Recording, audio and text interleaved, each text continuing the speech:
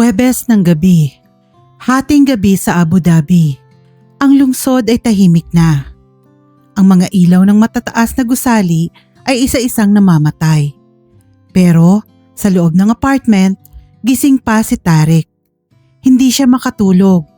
Nakahiga siya sa malaking kama. Nakatitig sa kisame.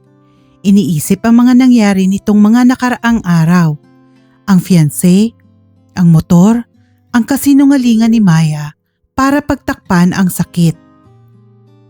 Mula sa kwarto niya, naririnig niya ang mahinang tunog sa terrace. Ang sliding door ay nakabukas ng kaunti. Ang hangin ay pumapasok, dala ang boses ni Maya. Boses na basag. Boses na nagmamakaawa. Tumayo si Tarek. Dahan-dahan siyang lumapit sa sliding door na natatakpan ng kurtina. Sumilip siya ng kaunti. Nakita niya si Maya. Nakaupo sa sahig ng terrace. Yakap ang tuhod. Hawak nito ang cellphone sa tenga. Nanginginig ang mga balikat. Rinig ni Tarek ang bawat hikbi, bawat bulong. "Pick up, please. Pick up." Bulong ni Maya sa hangin. Tinignan ni Tarek ang orasan niya. Past 12 midnight. Sa Pilipinas, alas 5 na ng umaga. Ang oras na dapat ay gising na ang mga tao para pumasok sa trabaho o kaya ay mahimbing na natutulog sa sarili nilang kama. Maya dialed again. And again. Sa bawat ring, parang pinipiga ang puso ni Maya. Bakit hindi sumasagot? Kung natutulog siya, dapat magigising siya sa ring. Kung gising na siya, dapat sasagutin niya. Unless ayaw niyang sumagot o may ginagawa siyang iba.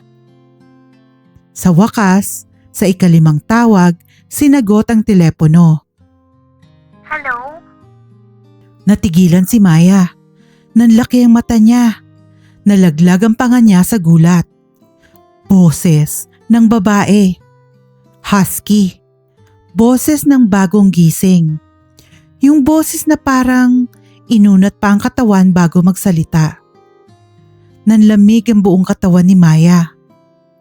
Sino to? Tanong ni Maya. Nanginginig ang boses, pero pinipilit maging matapang. Bakit nasa'yo ang phone ni Kiko? Alas 5 ng umaga dyan ah.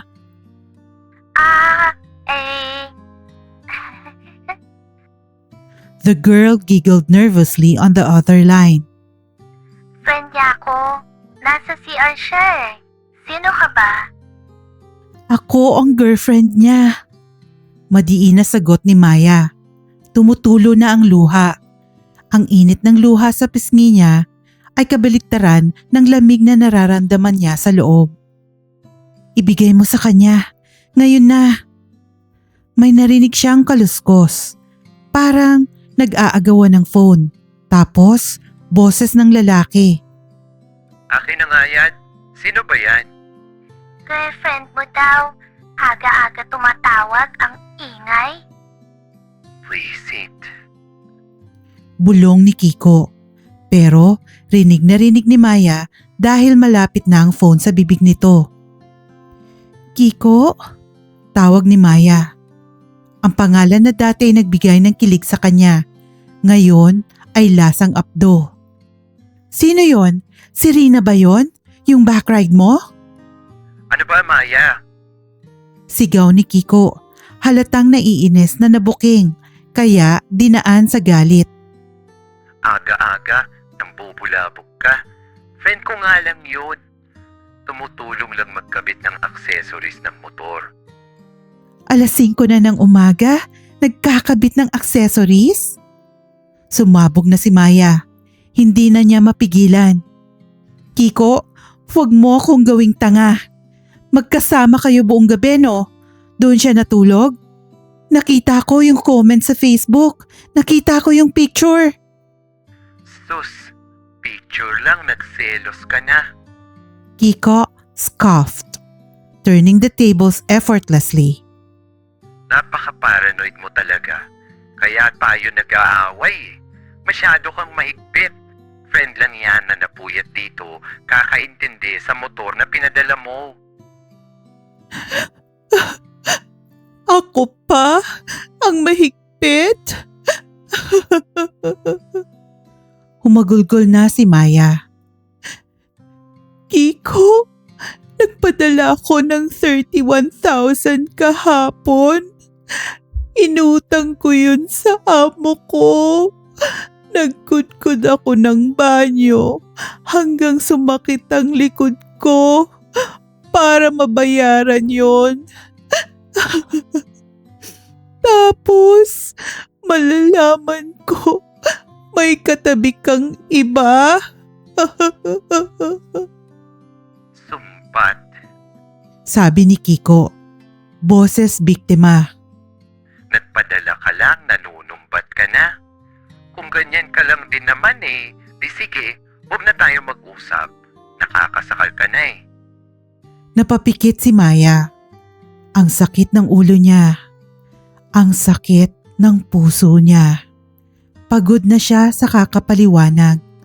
Pagod na siya sa kakaintindi. Pagod na siya sa kakabigay. Hindi ko na kaya. Bulong ni Maya. Boses na sumusuko na. Anong hindi kaya? Hindi ko na kaya to, Kiko. Madiin niyang sabi. I can't take this anymore. I will go crazy if we continue fighting like this. Nakakabaliw na. Masisira ang ulo ko dito. Kakaisip sa'yo.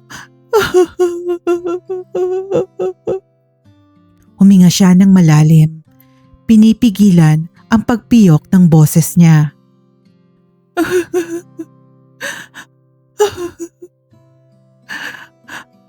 Maybe it's better if we give each other time and space.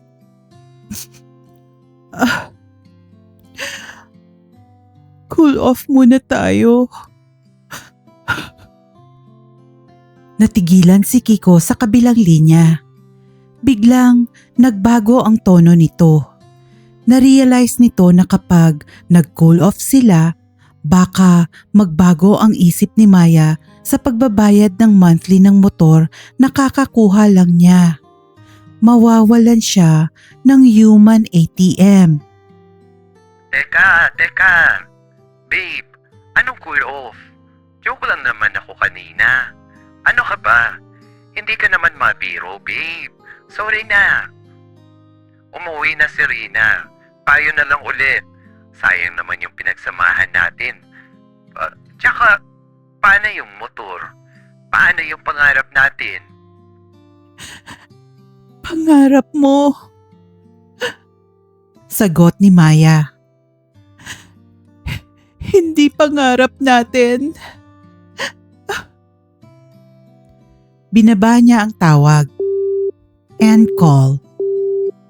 Pagkababa ng phone, doon bumigay si Maya. Humagulgol siya.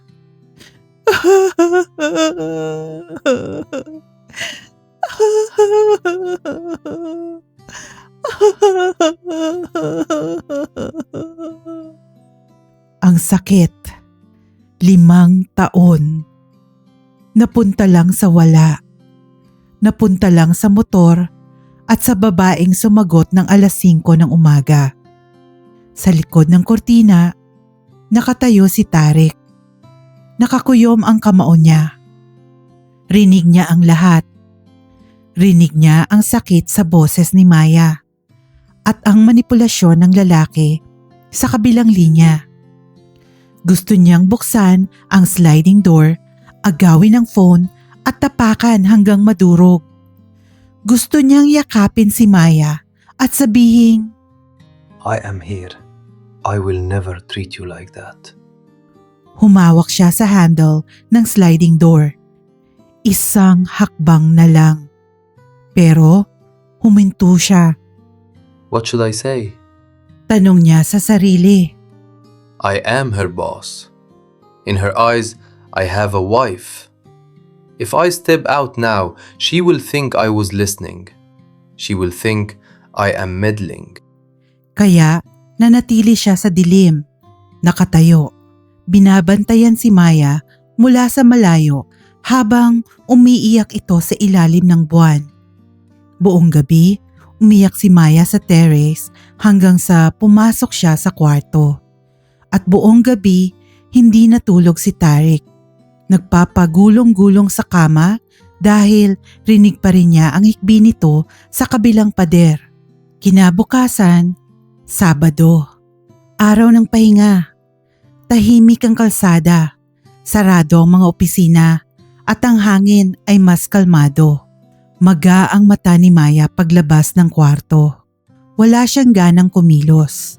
Gusto lang niyang magtalukbong ng kumot at matulog habang buhay. Pakiramdam niya ay wala ng saysay ang pagising niya. Pero nagulat siya nang makita si Tarek sa sala. Nakabihis ito ng casual, maong na pantalon at simpleng puting t-shirt. Naka-sneakers, mukhang normal, mukhang bata. Ibang-iba sa look niya kapag papuntang opisina. Good morning. Bati ni Tarek. Ang boses ay malumanay. May dala itong 2 paper cup. Good morning, sir. Bati ni Maya.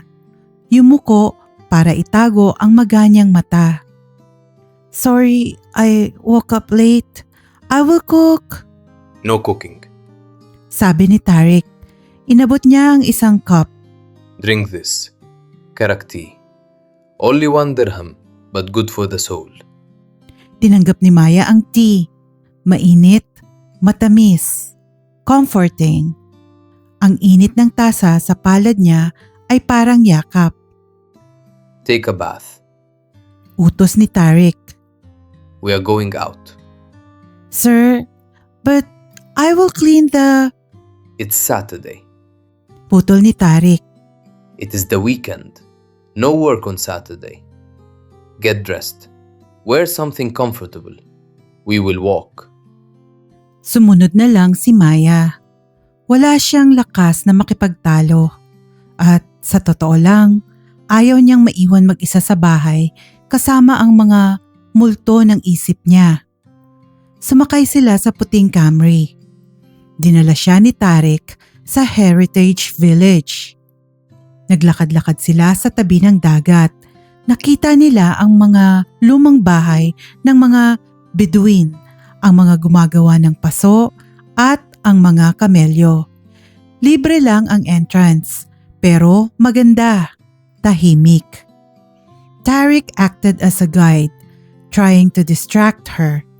He stopped in front of a display about pearl divers. Look. Turo ni Tarek sa mga lumang litrato ng mga lalaking sumisisid.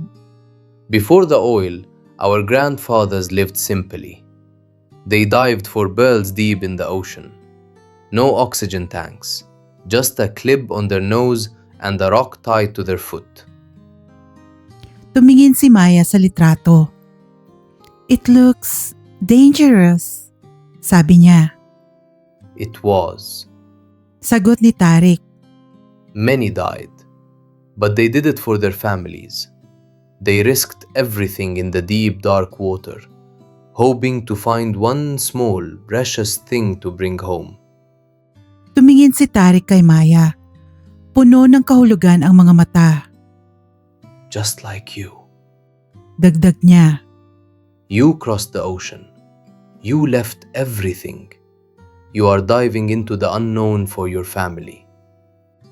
Natigilan si Maya. Naramdaman niya ang koneksyon. Naiintindihan siya nito. Hindi lang siya basta katulong sa paningin nito. Isa siyang diver na sumusugal sa buhay. Life was hard back then, Patuloy ni Tarek. but it was honest. Sometimes, simple is better. Nakikinig si Maya. Nakalimutan niya saglit ang boses ng babae sa telepono. Nakita niya ang ibang side ni Tarek. Seryoso, matalino, at may lalim. Nagutom sila. Dinala siya ni Tarek hindi sa restaurant, kundi sa isang maliit na cafeteria sa gilid ng daan. Bumili sila ng shawarma. Umupo sila sa bench sa park. Kinakain ang shawarma gamit ang kamay. Walang table etiquette, walang boss voice. Napatingin si Maya kay Tarek. Ang gwapo nito kahit kumakain ng shawarma na tumutulo ang garlic sauce. Pinupunasan nito ang gilid ng labi gamit ang tissue nang walang arte. Bakit kaya siya nandito kasama ko? Isip ni Maya. Ang dami naman niyang pwedeng gawin.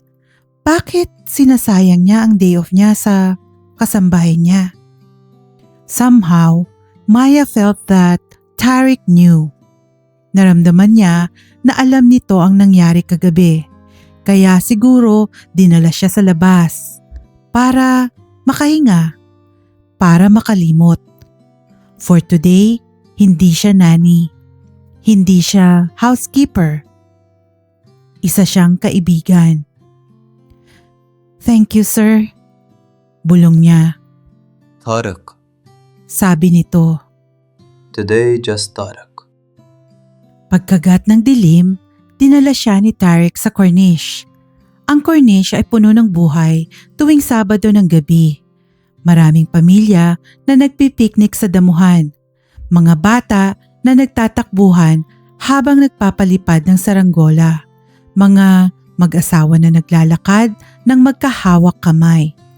Nakita ni Maya ang isang couple na nagtatawanan habang kumakain ng ice cream. Kumirot ang puso niya. Ganyan kami dapat, isip niya. Ganyan ang pangarap ko. Lumapit sila sa isang vending machine. Naghulog si Tarek ng barya. 2 cup ng hot chocolate. Umuusok pa. Naglakad sila papunta sa breakwater. Ang dulo ng Corniche na bato-bato na lang at dagat. Umupo sila sa malaking bricks na nakaharap sa tubig. Sa malayo, kita ang ilaw ng Marina Mall at ang skyline ng Abu Dhabi na nagre-reflect sa madilim na tubig. Tahimik lang sila. Humihigop ng mainit na tsokolate. Maya. Basag ni Tarek sa katahimikan. Sir? Hindi tumingin si Tarek sa kanya. Nakatingin lang ito sa alon na humahampas sa bato. I know you are hurting. Sabi nito ng mahina. And I can see that you are suppressing it. Natigilan si Maya. Nanikip ang dibdib niya. Akala niya na itago niya ng maayos ang sakit sa likod ng mga ngiti niya kanina. You are trying to be strong, Dagdag ni Tarek. Tumingin siya kay Maya. but eyes don't lie. Your eyes, they are screaming. Yumuko si Maya. Naramdaman niya ang init sa sulok ng mata niya. Ang luhang kanina pa niya pinipigil ay nagbabadyang tumulo ulit. Scream. Utos ni Tarek. Sir? Scream your anger. Shout. Let it out at the sea. No one can hear you here except the fish. Look around. No people. Tumingin si Maya sa paligid. Wala ngang tao sa parteng ito ng breakwater. Sila lang. Ang dilim at ang dagat.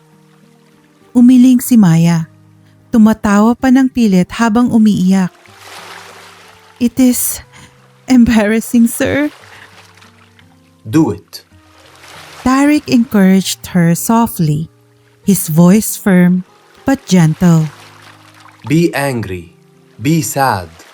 Just don't be quiet. Silence is heavy, Maya. Let it go.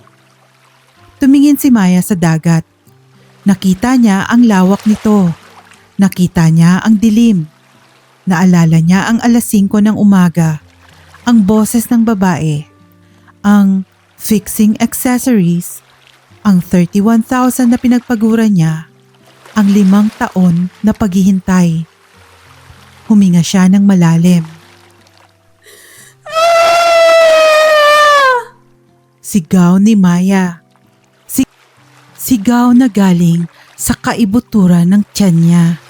Galing sa puso niyang wasak. Ang sakit-sakit mo, Kiko! Gago ka! Niloko mo ako!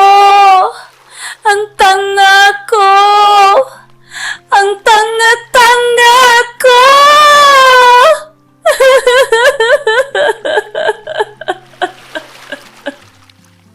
Umiyak siya. Humagulgol.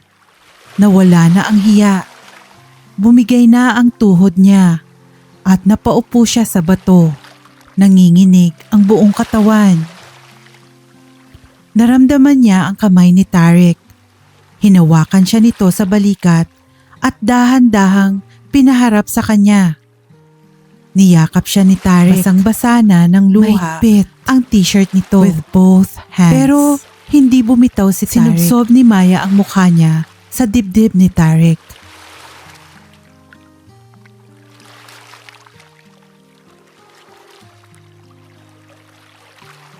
Hinaplos nito ang buhok niya. Pinararamdam na hindi siya nag-iisa. Somehow, she felt safe. She felt home there. Wala siyang inisip na iba. Hindi niya inisip si Kiko. Hindi niya inisip ang trabaho. She just enjoyed letting it all out. Ang init ng katawan ni Tarek. Ang tibok ng puso nito na mabilis din. Parang sumasabay sa kaba niya. Ang amoy nito, amoy safe, amoy pamilyar, amoy comfort. She loved that feeling so much. Tumingala si Maya. Nakita niya ang mukha ni Tarek. Malapit. Sobrang lapit. Nakita niya ang mga mata nito. Tantalizing. Charming. Puno ng sincerity at lalim. Nagkatitigan sila. She felt his strong arms around her. His chest against hers. She realized she was staring at him for a really long time now. Tarek leaned down slowly. Papalapit ang mukha nito. Seemingly to kiss her. His gaze dropped to her lips, then back to her eyes. Napapikit si Maya. Her heart hammered against her ribs. She was about to go into. She wanted it. Pero biglang may sumigaw sa utak niya. No! Are you nuts, Maya? May asawa siya. May anak siya. Maybe he's just taking pity on you. You, a simple girl from the mountains in the Philippines? Do you think even if he is single, that he will take you as a girlfriend, let alone a wife? He is just probably giving you a pity kiss. Don't fall for that. Don't be the mistress. Dumilat si Maya. Umatras siya agad. Halos matumba. Kumalas siya sa yakap at tumuro sa langit, pretending to look away frantically. Oh, look at that! Sigaw niya. Fake na fake. Ang boses ay matinis. A falling star! Did you see it, sir? A falling star! Did you see it, sir? Natigilan si Tarek. Naka-freeze pa rin ang mukha niya. Inches away from where her lips were just a second ago. He blinked. Confusion washed over his face. Then realization. Then embarrassment painted his cheeks. Tumingin siya sa langit kung saan nakaturo si Maya. Wala namang falling star. Ang langit ay payapa. Tarek cleared his throat, Oh, stepping back to give her space. He adjusted his shirt. Silence. Awkward. Heavy silence hung between them, heavier than the humidity. I am sorry, sir. Yuko ni Maya. Inaayos ang buhok niya para matakpan ang mukha niya. I just got carried away by emotion. Thank you for everything. Tumingin si Tarek sa kanya. Nakita niya ang takot sa mata ni Maya. Ang barrier na itinayo nito agad-agad. The wall was back up. Ngumiti si Tarek ng malungkot. He realized he almost crossed a line he couldn't come back from. hey, Sabi niya, I know I am your employer, but you don't have anyone here. So even just tonight, consider me your friend. tiningnan siya ni Maya. Nakita niya ang sincerity sa mga mata nito. Walang halong mali siya. Walang halong power play. Just a man offering friendship because he couldn't offer his heart yet. Thank you, Sir Tarek. Bulong ni Maya. Let's go home. Yaya ni Tarek. Naglakad sila pabalik sa kotse. Magkatabi, pero hindi nagdidikit. Ang tunog lang ng mga yapak nila ang maririnig. Pero sa isip ni Maya, ramdam pa rin niya ang init ng yakap na yon, ang comfort. At sa isip ni Tarek, ramdam pa rin niya ang almost kiss na hindi natuloy. Panghihinayang na napalitan din ng guilt. Really, Tariq? Pagalit niya sa sarili. You're going to kiss her when you know she's on a rebound? Way to go, man. That's so stupid. Tahimik sila pareho habang nasa kotse papauwi. The city lights blurred past them. But despite the guilt, Tarek felt a quiet hum of optimism. In his mind, he replayed the moment. Even if Maya is on a rebound, he felt it. She leaned in. She didn't pull away immediately. It felt like she was attracted to him too. So there is a chance. But then, he remembered how Maya came into his life. The agency, the catalog, the transaction. Guilt turned into fear. Fear that she might hate him for it. So, he made a silent promise to the rear view mirror. Whatever happens, I will not tell her. Hindi na kailangan. Irrelevant na yon.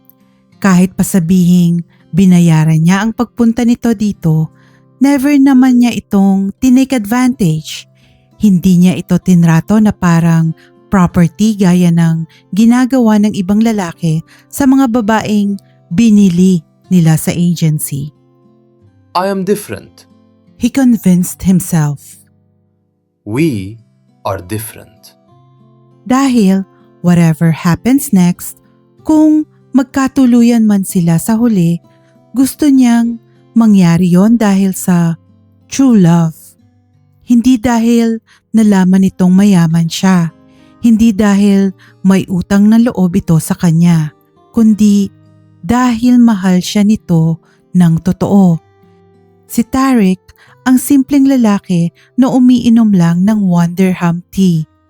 Yun naman talaga ang plano niya all along. At habang pinagmamasdan niya si Maya ngayon, na tahimik na nakadungaw sa bintana, nararamdaman niyang nagbubunga na ang lahat. Ang hadlang, si Kiko, ay finally wala na sa buhay nito. And by the looks of it, mukhang into him na rin si Maya. Hello kabayan! Maraming salamat sa pagsubaybay sa Kwentong Pag-ibig True Stories channel. Sana nagustuhan nyo itong chapter ng kwentong ito. Para ma-notify ka kapag na-publish na ang susunod na chapter, please subscribe and hit the notification bell para lagi kang updated sa talaga namang kaabang-abang na mga kwentong pag-ibig. Salamat ulit at hanggang sa muli.